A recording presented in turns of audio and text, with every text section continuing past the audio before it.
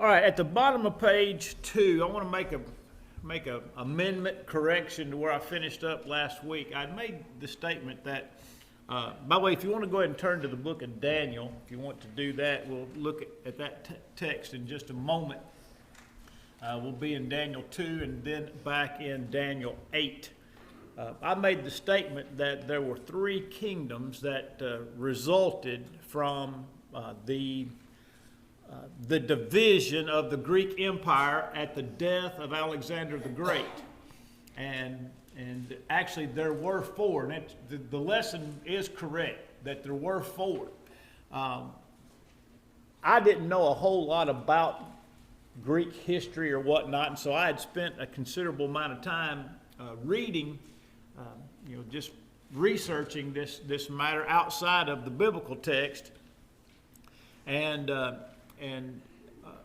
there were eventually 3 kingdoms that resulted, but the initial division was 4 kingdoms, and those 4 kingdoms, and I didn't find the designation that was given in the text, which it was Greece, Asia, Egypt, and Syria, so much as there were a couple of early kingdoms or divisions that were in the immediate Macedonian region.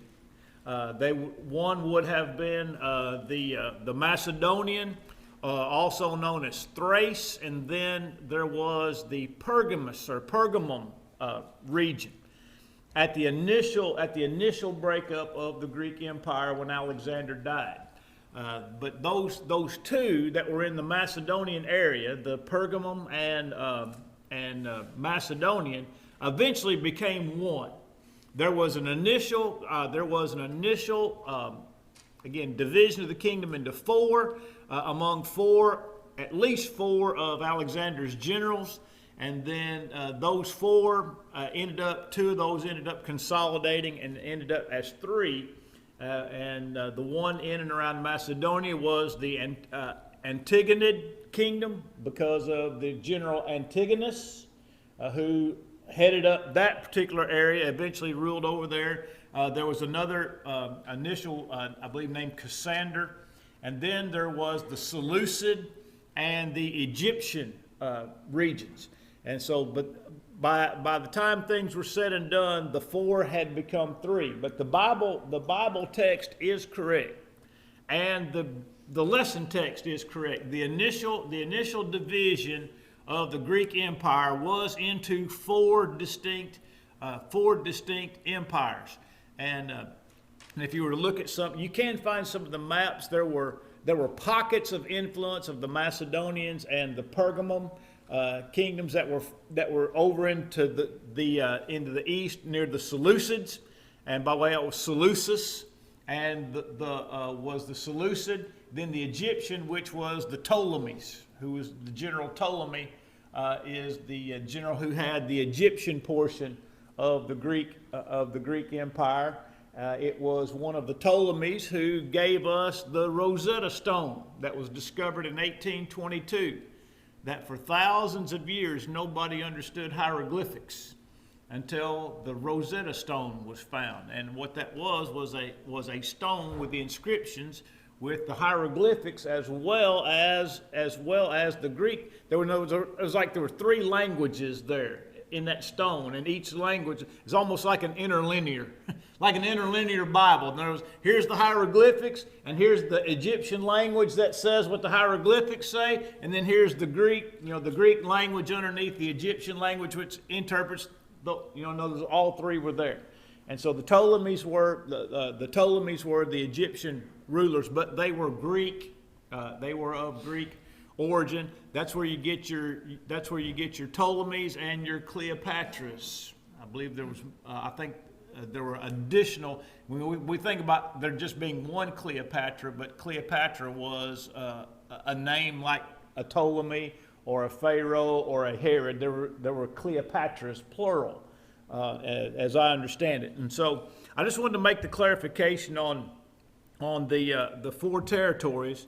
But the 2 that were in and around the Macedonians, the original Greek districts combined into one and became the Antigonid Empire, or the Antigonid division.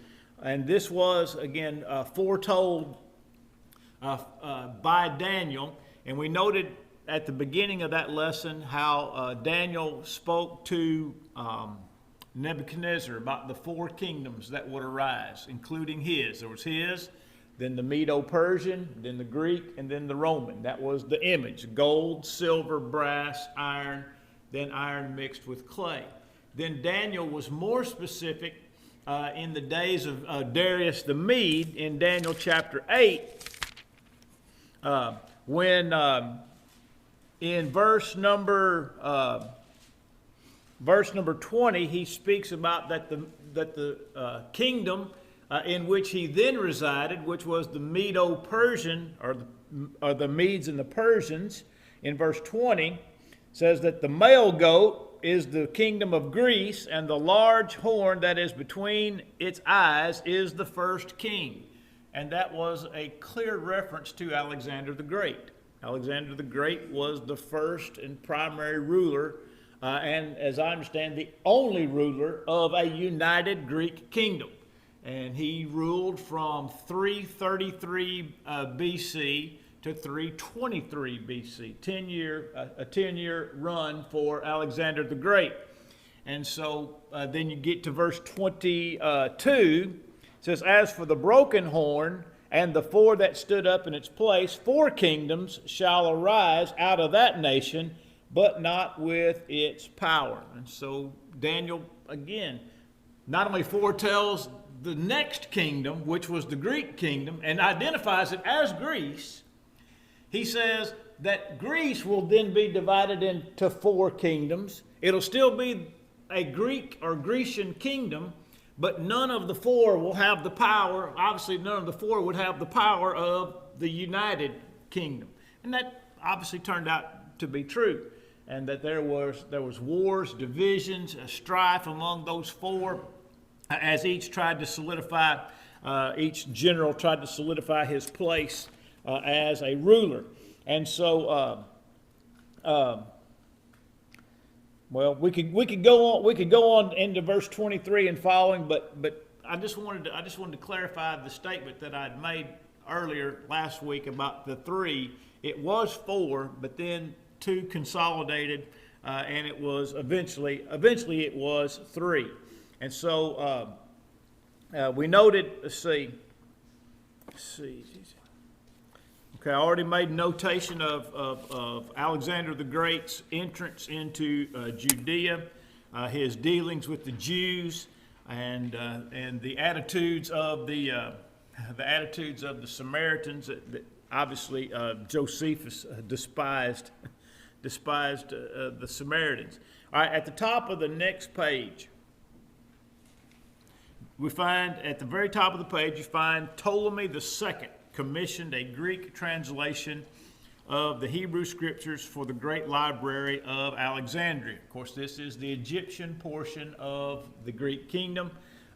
This is the second Ptolemy to reign, and Alexandria obviously is in Egypt, and the Septuagint was in wide use by the time of Christ. It was about 270, 280 years before Christ, and Septuagint means 70 because there were 70 men, Jewish scholars, who translated this Hebrew Bible into the Greek language. And anytime you see in your Bible notes the designation LXX, it means Septuagint. LXX is the Roman numeral for 70.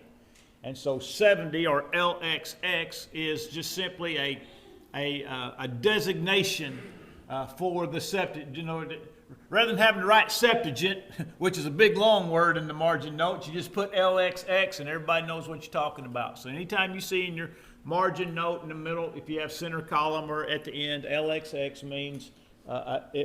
refers to the Septuagint. And then you have it also at the top of that page above the period of independence, the period of the reign of the Seleucids from 198 to 165.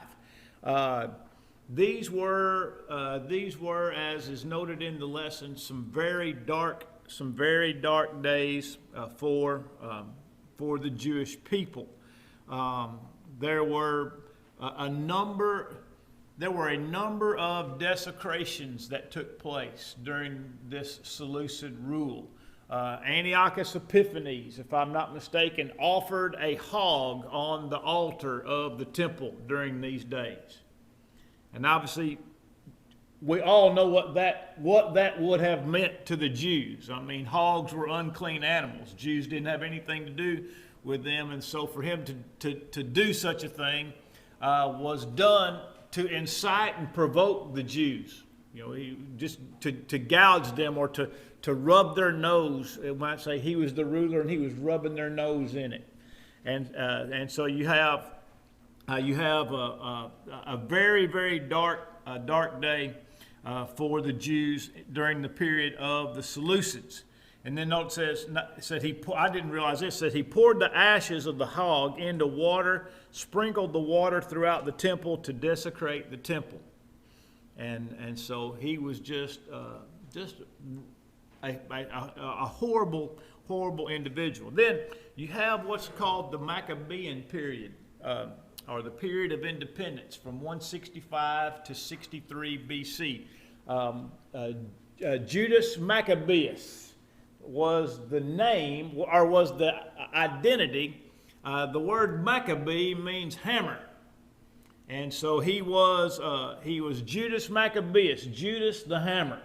And he led a revolt and rebellion against the Seleucids and gained independence for the Jews for a period of about 100 years. There was John Hyrcanus, also ruled in Judea or in and around Jerusalem in that time.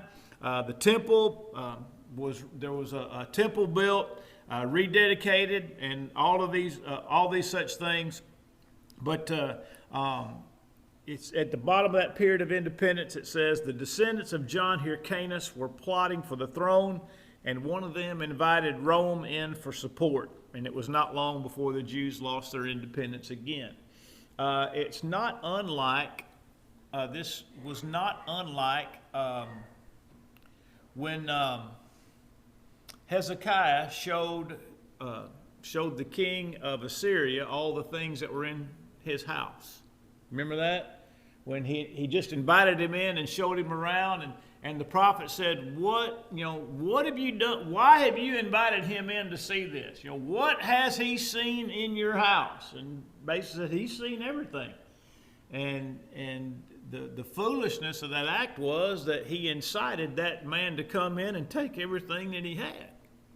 And so you have, in a very similar way, someone who has invited a superior power to assist him in his overthrow, not realizing that they were simply going to use him to gain power, and then they were going to turn around and take it away from him. And so that's the period of independence, which was about 100 years. Now, this coincides with the conquering of Jerusalem by Pompey the Great, who was one of 3 rulers at that time in the Roman Empire. And one of those other 2 was a fellow we've known for a long time, one Julius Caesar. And Julius Caesar ended up becoming the singular head of the Roman Empire in about the year 63 BC. And so with the Roman period, you have the beginning of this reign, Julius Caesar, from about 63 BC to about 27 BC. And then following Julius Caesar, you have the following Caesar is Caesar Augustus. And he reigned from 27 BC to about 3 BC. Now this was Augustus, was the one who commissioned a census of the people, which was the reason Joseph and Mary had to travel to Bethlehem in order to be registered in their home city. That if you read, of course, you can read about this. You can read about this census in the book of Luke. Let me get there. Get to Luke chapter 2. Verse 1, and it came to pass in those days that a decree went out from Caesar Augustus that all the world should be registered. This census first took place while Quirinius was governing Syria. Now, Caesar Augustus reigned until 3 B. Now, I don't know if you've put this together in your head or not. He reigned until 3 BC. All right, what does BC mean? Before Christ. In other words, his reign ended in 3 BC. But what happened during the reign of Caesar Augustus? Who was born? Jesus was born during the reign of Caesar Augustus. So you said, wait a minute. Augustus reigned up until 3 BC, but Jesus was born in the reign of Caesar Augustus. How could Jesus be born? How could Jesus be born before Christ? In other words, how could Jesus be born in a BC designation? And the reason is that the years of accounting that have been followed, which were put in place, I'm assuming by Roman Catholicism, that for example, when you read in your Bible, through the Old Testament and even during the New Testament, it doesn't say in the year 25, or in the year 1200 BC, or in the year 67 BC. How are dates reckoned in the Bible? They're reckoned according to how long a particular king had been in place, right? It says, it might say, for example, in the old years, it might say, in the third year of the reign of Joash, in Israel, so-and-so came into power in Judah. In other words, there are no dates, they're all identified with whatever year a particular king was in power. And so when Roman Catholicism, I'm not knocking Roman Catholicism. I mean, there's plenty of reasons for me to be opposed to Roman Catholicism. I'm just simply saying this is how it played out. Is that when they did their ciphering and started to make time relative to the birth of Christ, because this was something that was done by men, there was a miscalculation. Jesus was actually born. If you read any type of scholarly document or historical document, they will all tell you that Jesus was born somewhere between 3 BC and 5 BC. Between 3 BC and 5 BC. Because as documents and as historical matters came to light, they figured out that they'd missed the year. Basically, they'd missed the year of his birth by somewhere between 3 to 5 years. So technically, we are not in the year of our Lord 2022. Probably closer to in the year of our Lord 2019. But it really doesn't matter. We all know what the years are, but the point is when they began to use these particular designations, they missed the year. And so but it can be difficult to go back and correct that after you've been using it a while, wouldn't it? All right, guess what? Today is 1457, but tomorrow we're going to get this thing fixed and it's going to be 1453. And we're just going to go back to 1450. Obviously, that's not going to work. And so we use the numbers as they have been given to us through the years, but the numbers they're not perfectly accurate. All right, they're close, but they didn't get it exactly right. And I didn't know if anybody was going to pick up on that Jesus was born in the reign of Caesar Augustus, and he stopped reigning 3 years before Christ. So just a quick explanation on how that plays out. And then Augustus reigned from 27 BC to the year 14, and then Tiberius reigned from 14 to 37, the year 14 to the year 37. So that would have been the two Caesars who reigned during the days of Jesus. Then moving into this again to this Roman period. Now, the only thing we're concerned with, or the primary thing we're concerned with, is that the Roman period, 63 BC to AD 70, doesn't mean that the Romans quit ruling in AD 70. It means the Jewish relationship to Rome ended in AD 70. Because we all know the Roman Empire didn't fall until about the year 476. Okay, the Roman Empire fell in about the year 476.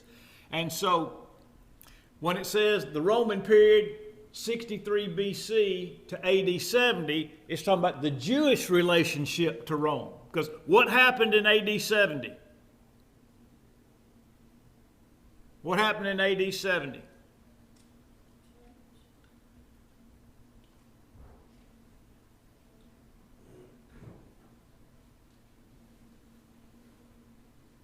Give you just another minute. What happened in AD 70?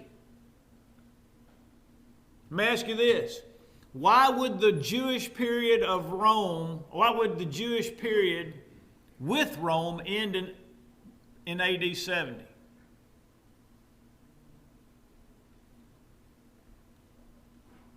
Come on, y'all. Jerusalem was destroyed in AD 70. Jerusalem was utterly destroyed in AD 70. About 1 million Jews were killed, and about 100,000 were scattered to the four corners of the earth as sold as slaves. That's why it says AD 70. Jerusalem was destroyed in AD 70. And so, thus, the Jewish period of its relationship with Rome ended in AD 70, because in AD 70 there was no more Jewish nation. It came to a complete and utter halt.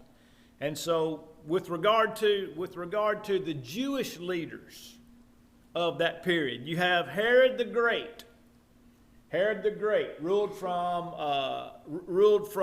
the year 37 BC to about the year, again, 3 BC. All right? So, and I made the reference that Caesar Augustus reigned till 3 BC. He reigned till 27. Herod the Great reigned till 3 BC. But he was the Herod who killed all the children when Jesus was born. All right, so you have Herod the Great from 37 to 3 BC. He was the baby killer, the one who slew all the infants based on his reckoning of the birth of Christ. Then you have, after him, Archelaus. You have Archelaus. Now, when Herod the Great died, a very similar thing happened among the Jews as happened among the Greeks. When Herod the Great died, the Jewish nation was also divided into a tetrarchy, or a group of 4. You remember, you probably recall reading of Herod the Tetrarch, or Philip the Tetrarch. Philip was the one whose wife was with his brother Herod. You remember John? It's not lawful for you to have your brother Philip's wife. Well, the Herod that John was talking to was one of the tetrarchs, and Philip was one of the tetrarchs. And so when Herod the Great died, his influence was scattered in, or divided into 4 areas. And so you have Archelaus, By the way, you can read about these. Look in Matthew. Look in Matthew chapter 2, beginning of verse 19.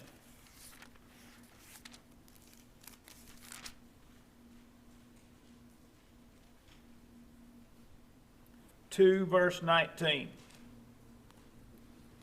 This is after,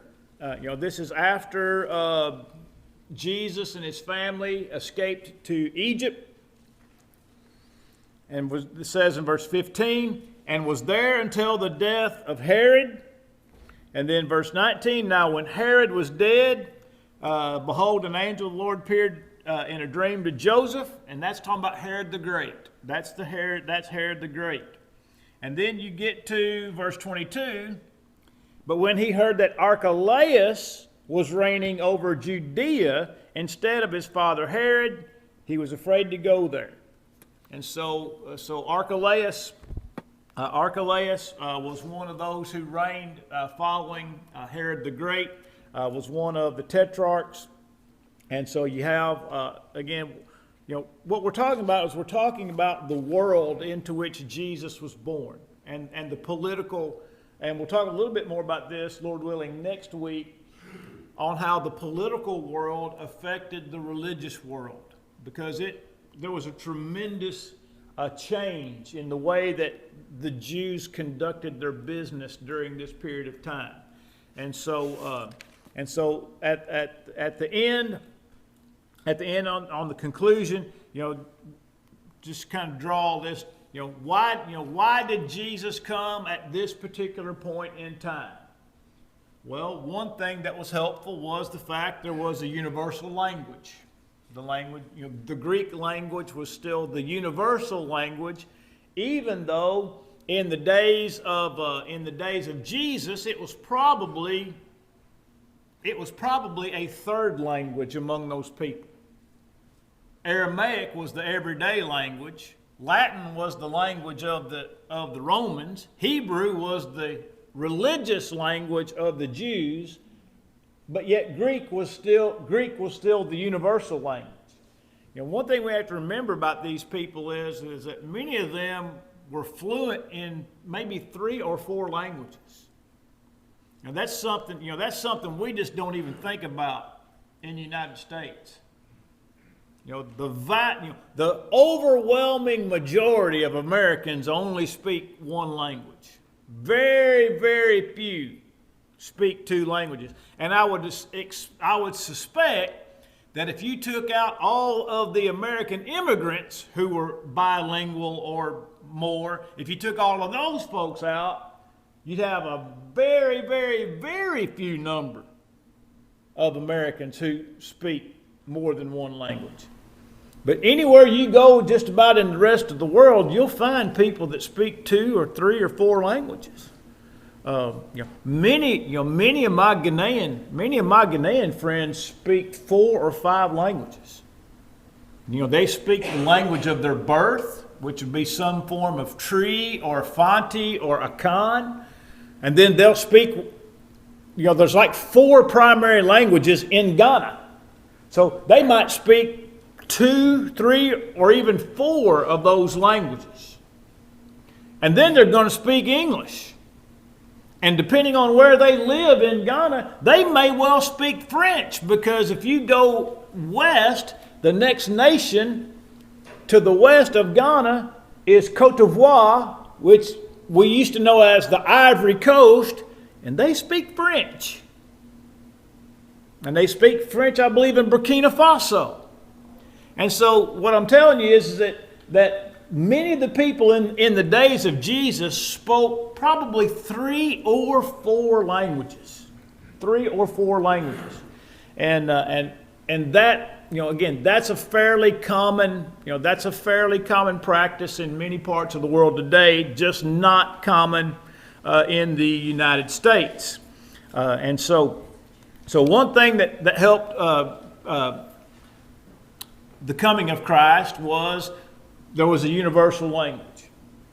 Second thing is that there was a period of peace, what's called the Pax Romana, which means the peace of Rome.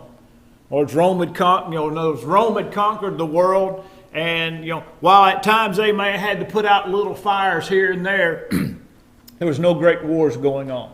So there was a period of peace and tranquility. The Romans let people pretty much take care of their own business. The Jews were allowed to live under their laws, their dietary laws, and things such as that. So you have this period of peace that made things easier for the coming of Jesus and the spread of the news of Christ, obviously the establishment of the church. You have an incredible road system built by the Romans. I mean, the Romans built roads everywhere they went. And so you have the ease of transportation, which made it helpful. And then you have also this. You have, and again, this is speculation on my part, okay? The first three things are facts, okay? This last one is something that I got to thinking about.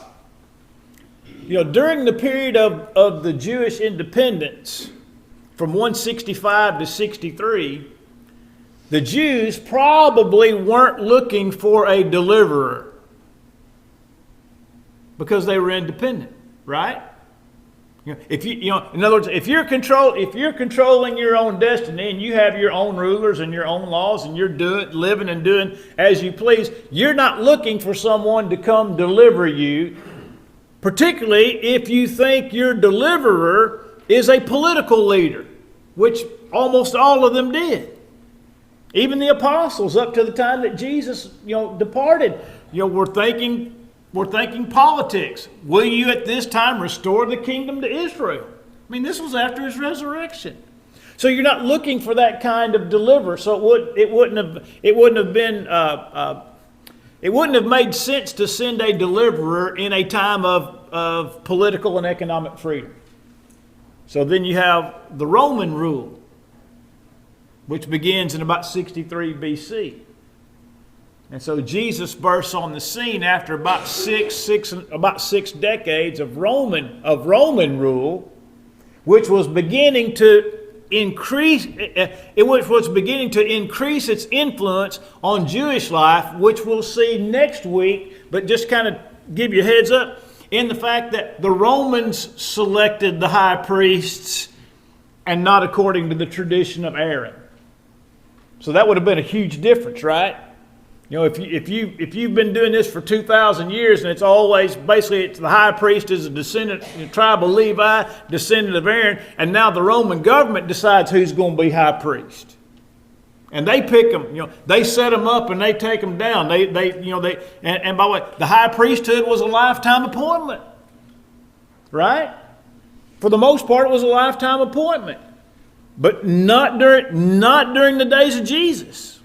So all of this background that we're putting with regard to the kingdoms and the politics and the prophecies is important for us to help us understand the world into which Jesus came. And so I thought, I was just thinking, the time of political independence would not be a time you would be looking for a deliverer. But obviously, some were looking for a deliverer when we read John chapter 1. All right, let's run the questions here on the political landscape. Got about 5 minutes, we'll run these.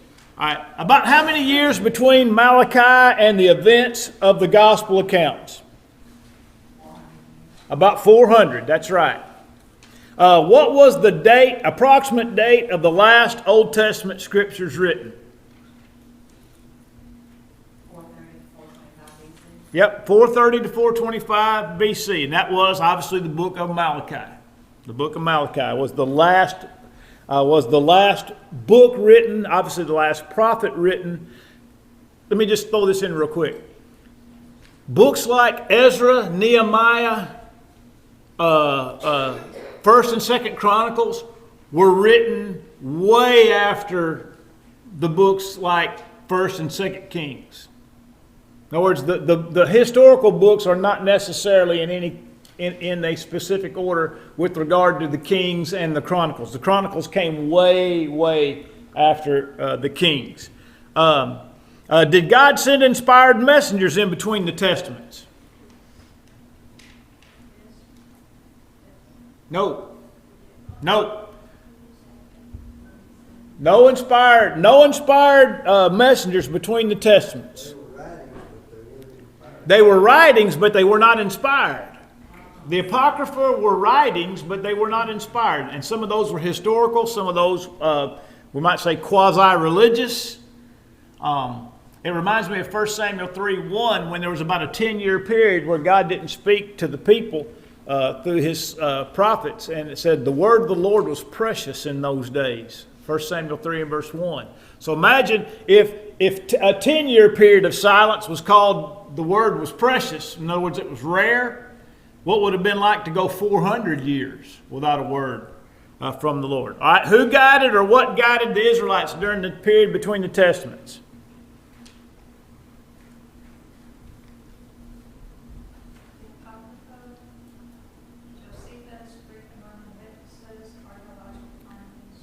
Now, those are the historical markers for us in that period. In other words, those are the documents that we learn about what transpired during that time. But I guess the Old Testament. There you go, the Old Testament, the Law and the Prophets. Right. I thought you meant in addition. No. I'm sorry. No, yeah. In other words, the scriptures were there, and they guided the people without the work of the prophets or a high priest involved. What does the name or word Apocrypha mean?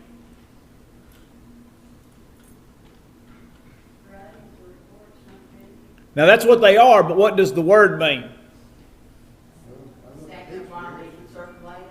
What? Dictionary is out for authorship or authenticity. Yeah, again, that's what they are, but what does the word mean? It means hidden or covered. Hidden or covered. All right. Who was Josephus?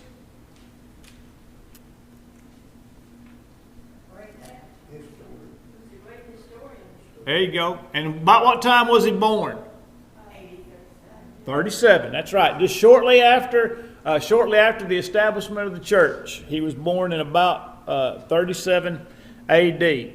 All right. What Old Testament book outlines the political framework of the years between the Testaments? It's the book we've been reading from already.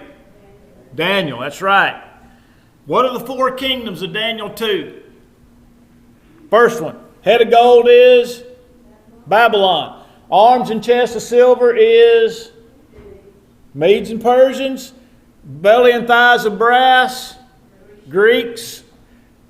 Legs of iron, feet mixed with iron and clay, Roman. That's right. All right. What are the dates and the events for the Medo-Persian Empire? Yeah. 539 to 333 BC. By the way, that 539 is significant because, if you recall, the Jews went into a 70-year period of captivity.